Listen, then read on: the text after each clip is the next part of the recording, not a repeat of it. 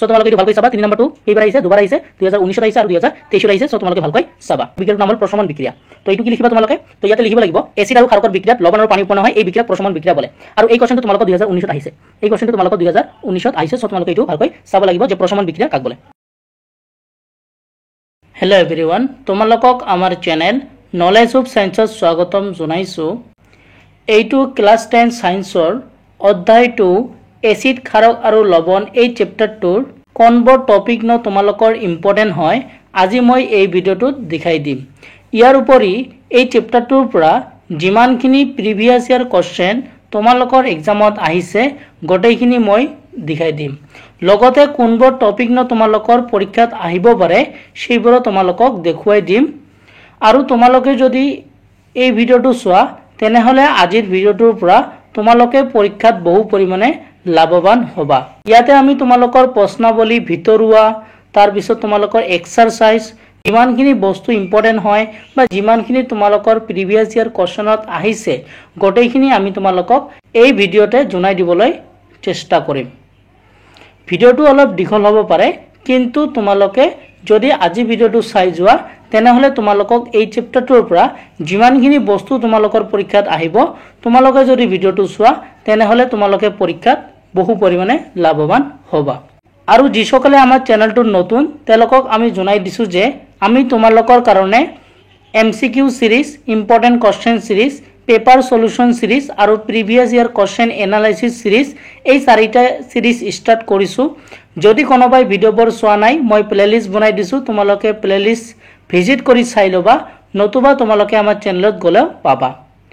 আৰু আমাৰ এটা হোৱাটছএপ গ্ৰুপ আছে ক্লাছ 10ৰ কাৰণে, তোমালোকে আমাৰ হোৱাটছএপ গ্ৰুপটোত জইন হ'ব পাৰা। হোৱাটছএপ গ্ৰুপটোত আমি তোমালোকক PDF বোৰ দিওঁ আৰু কেতিয়া ক্লাছ হয় তাত নটিফিকেশ্যন তোমালোকক দিওঁ। পলম নকৰাকৈ আজি ভিডিঅ'টো ষ্টাৰ্ট কৰিছোঁ। তো আজি আমি যেই চেপ্টাৰটো তোমালোকৰ আগত ডিছকাশ্যন কৰিম সেই চেপ্টাৰটোৰ নাম হ'ল এচিড ক্ষাৰক আৰু লৱণ। তো কি আছে চেপ্টাৰটোত বলা চাও। তো ইয়াতে তোমালোকক চাব লাগিব এইখিনি বস্তু তোমালোকক চাব লাগিব। ইয়াতে লিখা আছে এচিডবোৰৰ সোৱাদ টেঙা আৰু ইহঁতে নীলা নিৰ্বাচক ৰঙা কৰে, আনহাতে ক্ষাৰকবোৰ তিতা আৰু ইহঁতে ৰঙা নিৰ্বাচক নীলা কৰে। ইয়াৰ পৰা তোমালোকৰ কোৱেশ্চন আহিব পাৰে, এচিড আৰু ক্ষাৰকৰ মাজত পাৰ্থক্য আহিব পাৰে বা তোমালোকৰ কেতিয়াবা হট কোৱেশ্চনো আহিব পাৰে। তাৰ পিছত দিয়া আছে লিটমাছ এবিধ প্ৰাকৃতিক সূচক, হালধি আন এবিধ এনেকুৱা সূচক। মানে এবিধ যদি প্ৰাকৃতিক সূচকৰ নাম দিয়ে তোমালোকে লিটমাছ লিখিব পাৰা।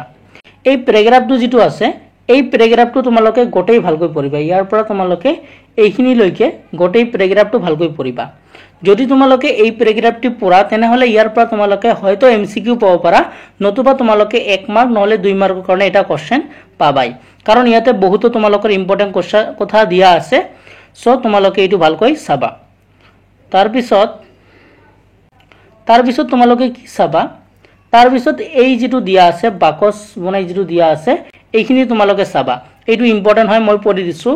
লিটমাছ দ্ৰব্য হ'ল থেলফাইটা বৰ্গৰ অন্তৰ্ভুক্ত লিচেন নামৰ উদ্ভিদৰ পৰা নিষ্কাশন কৰা এবিধ বেগুনীয়া ৰঞ্জক। তো ইয়াৰ পৰা তোমালোকৰ কোৱেশ্চন আহিব পাৰে লিটমাছ দ্ৰব্য কি, বা তোমালোকৰ ব্লেক ধৰণৰ কোৱেশ্চনটো দিব পাৰে। তো এইটো এটা হ'ল। তাৰপিছত কি কৈছে লিটমাছৰ দ্ৰব্যটো প্ৰথম অৱস্থাত বেঙুনীয়া ৰঙৰ হয়। তোমালোকৰ MCQ দিব পাৰে যে লিটমাছ দ্ৰব্যটো প্ৰথম অৱস্থাত কেনেকুৱা ৰঙৰ হয়, দিয়া অপশ্যন দিব বেঙুনীয়া, ঘন নীলা, হয় নে নহয়। তো তেতিয়া তোমালোক কি লিখিব লাগিব, বেঙুনীয়া লিখিব লাগিব। তো এনেকুৱা ধৰণৰ তোমালোকৰ MCQ টাইপ ইয়াৰ পৰা দিব পাৰে, বা তোমালোকে কেতিয়াবা ডেফিনেশ্যন দিব পাৰে, যেনে সূচক কাক বোলে, হয় নে নহয়। তোমালোকক সূচক কাক বোলে যদি দিয়ে তোমালোকে ইয়াৰ পৰাই লিখি দিবা, বুজি পাইছা। তো মনত ৰাখিবা। আৰু এই চেপ্টাৰটোৰ আমি তোমালোকক চেপ্টাৰটো ডিছকাশ্যন কৰা দুটা ভিডিঅ' দিছোঁ, যদি কোনোবাই চোৱা নাই তোমালোকে চাই ল'বা। তো তোমালোকে এইটো পেৰাগ্ৰাফ চাবা, ইয়াৰ পৰা তোমালোকৰ এটা কোৱেশ্চন হোৱাৰ সম্ভাৱনা বেছি আছে।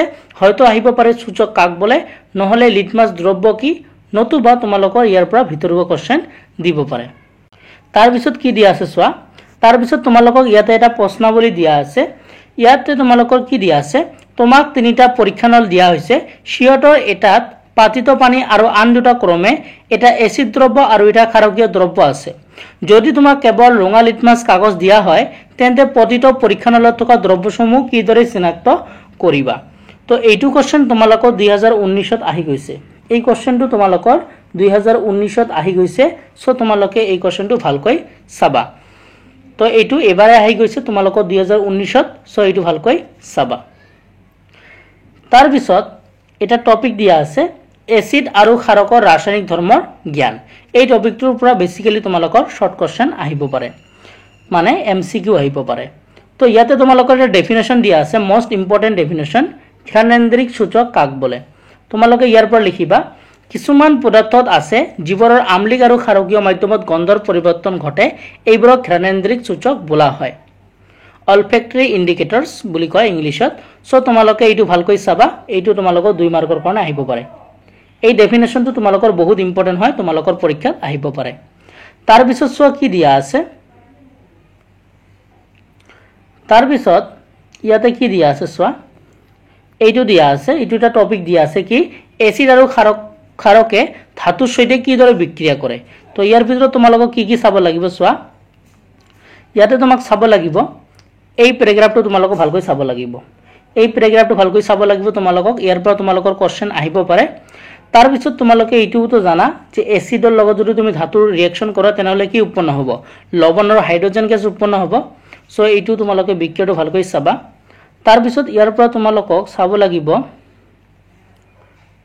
ইয়াৰ পৰা এইখিনি চালে হল তোমালোকে এইখিনি চাবা এইখিনি অলপ পঢ়ি লবা এনে ইমান ইম্পৰ্টেন্ট নহয় তথাপি চাই লবা এইখিনি তাৰ পিছত দিয়া আছে 2.1.3 ধাতব কাৰ্বনেট আৰু ধাতব হাইড্ৰোজেন কাৰ্বনেটৰ এসিডৰ সৈতে কি দৰে বিক্ৰিয়া কৰে তো সো ইয়াৰ পৰা তোমালোক কি পঢ়িব লাগিব ইয়াৰ পৰা তোমালোকৰ বেছি কি নাই আৰু তোমালোকক এইখিনি প্যাৰাগ্ৰাফ পঢ়িব লাগিব এই প্যাৰাগ্ৰাফটো তোমালোকৰ ইম্পৰ্টেন্ট হয় কি দিছে চুনশীল চক আৰু মাৰ্বল ক্যালসিয়াম কাৰ্বনেটৰ ভিন্ন ৰূপ তোমালোকক কোশ্চেন দিব পাৰে যে ক্যালসিয়াম কাৰ্বনেটৰ ভিন্ন ৰূপ লিখা তোমালোকক লিখিব লাগিব চুনশীল চক আৰু মাৰ্বল কেৰেবা এনে কৰিব পাৰে মাৰ্বলৰ ৰাসায়নিক সংকেত কি তোমালোকক লিখিব লাগিব ক্যালসিয়াম কাৰ্বনেট মানে CaCO3 তাৰ পিছত কি দিয়া আছে সকলোবোৰ ধাতব কাৰ্বনেট আৰু হাইড্ৰোজেন কাৰ্বনেট এসিডৰ সৈতে বিক্ৰিয়া কৰি অনুৰূপ লৱণ কাৰ্বন ডাই অক্সাইডৰ পানী উৎপন্ন কৰে বিক্ৰিয়াটো এনেদৰে লিখিব পাৰি সো তোমালোকে এইটো চাবা আৰু লগতে বিক্ৰিয়াটো ইয়াতে তোমালোকে চাবা তোমালোকৰ আহিব পাৰে এইটো তো এই প্যাৰাগ্ৰাফটো ভালকৈ চাবা এইখিনি তোমালোকে ভালকৈ চাবা নেক্সট এটা টপিক দিয়া আছে এসিড আৰু ক্ষাৰকে পৰস্পৰৰ সৈতে কি দৰে বিক্ৰিয়া কৰে তো ইয়াৰ পৰা এটা তোমালোকৰ মোস্ট ইম্পৰ্টেন্ট বিক্ৰিয়া আছে সেই বিক্ৰিয়াটোৰ নাম হল প্ৰশমন বিক্ৰিয়া তো এইটো কি লিখিবা তোমালোকে তো ইয়াতে লিখিব লাগিব এসিড আৰু ক্ষাৰকৰ বিক্ৰিয়াত লৱণ আৰু পানী উৎপন্ন হয় এই বিক্ৰিয়াক প্ৰশমন বিক্ৰিয়া বলে আৰু এই কোশ্চেনটো তোমালোকৰ 2019ত আহিছে এই কোশ্চেনটো তোমালোকৰ 2019ত আহিছে সো তোমালোকে এইটো ভালকৈ চাব লাগিব যে প্ৰশমন বিক্ৰিয়া কাক বলে তাৰ পিছত ইয়াত এটা বিক্ৰিয়া আছে তোমালোকে চাব পাৰা যে এসিডৰ লগত যদি আমি ক্ষাৰকৰ বিক্ৰিয়া কৰাও তেনেহলে কি উৎপন্ন হয় লৱণ আৰু পানী উৎপন্ন হয় সো এই প্যাৰাগ্ৰাফটো তোমালোকে ভালকৈ চাবা বা তোমালোকৰ কেতিয়াবা আহিব পাৰে যে প্ৰশমন বিক্ৰিয়া এটা উদাহৰণ দিয়া সো এইটো তোমালোকে পঢ়ি থবা তো এইটো এটা ইম্পৰ্টেন্ট হয় এইটো 2019ত আহিছে যে প্ৰশমন বিক্ৰিয়া কাক বলে এটা উদাহৰণ দিয়া সো তোমালোকে লিখি দিবা তাৰ পিছত কি দিয়া আছে চোৱা তাৰ পিছত ইয়াৰ পৰা তোমালোকে এইবোৰ পঢ়িব না লাগে ইয়াৰ পৰা তোমালোকে ইয়াতে এটা কোশ্চেন হ'ব তোমালোকৰ এইটো পঢ়িব লাগিব যে কি কোশ্চেন হ'ব এইটো কেনেকৈ কোশ্চেন হ'ব মই কৈ দিছো যে এইটো কোশ্চেন হ'ব পাৰে তোমালোকৰ এনেকৈ ধাতৱীয় অক্সাইডবোৰক কিয় ক্ষাৰকীয় অক্সাইড বোলা হয় আকৌ কৈছো ধাতৱীয় অক্সাইডবোৰক কিয় ক্ষাৰকীয় অক্সাইড বোলা হয় তোমালোকৰ এনেকৈ কোশ্চেন হ'ব পাৰে তোমালোকক ইয়াৰ পৰা লিখিব লাগিব ক্ষাৰক এটাই এসিড এটাৰ সৈতে বিক্ৰিয়াটোৰ নিচিনাকৈ ধাতব অক্সাইডসমূহ এসিডৰ সৈতে বিক্ৰিয়া কৰি লৱণ আৰু পানী উৎপন্ন কৰে সেইভাবে ধাতৱীয় অক্সাইডবোৰক ক্ষাৰকীয় অক্সাইড বোলা হয় সো তোমালোকৰ এইটো কোশ্চেন হ'ব পাৰে তো তোমালোকে এইটো ভালকৈ পঢ়িবা তাৰ পিছত কি দিয়া আছে চোৱা তাৰ পিছত ইয়াতে প্ৰশ্নাৱলী দিয়া আছে যে 1 নম্বৰ দিয়া আছে দৈ আৰু টিঙা খাদ্য বস্তু পিতলৰ আৰু তামৰ পাত্ৰত থোৱা হয় কিয় সো এই কোশ্চেনটো তোমালোকে ভালকৈ চাবা তাৰ পিছত 2 নম্বৰ কোশ্চেনটো কি দিয়া আছে চোৱা 2 নম্বৰটো দিয়া আছে এসিডে ধাতুৰ সৈতে বিক্ৰিয়া কৰিলে সাধাৰণ কণ্ঠ গেছ নিৰ্গত হয় এটা উদাহৰণৰ সৈতে বুজাই লিখা এই গেছটোৰ পৰিস্থিতি কিদৰে পৰীক্ষা কৰিবা আৰু এইটো কোশ্চেন তোমালোকৰ 2019ত আহিছে এই 2 নম্বৰ কোশ্চেনটো তোমালোকৰ 2 নম্বৰ কোশ্চেনটো তোমালোকৰ 2019ত আহিছে আৰু এইটো তোমালোকৰ 3 মাৰ্ক দিছে হয়নে নহয় সো তোমালোকে এইটো ভালকৈ চাবা যেটো 2 নম্বৰ প্ৰশ্নাৱলী 2 নম্বৰ কোশ্চেন আছে এইটো তোমালোকৰ 2019ত আহিছে আৰু এইটো তোমালোকৰ 3 নম্বৰ দিছে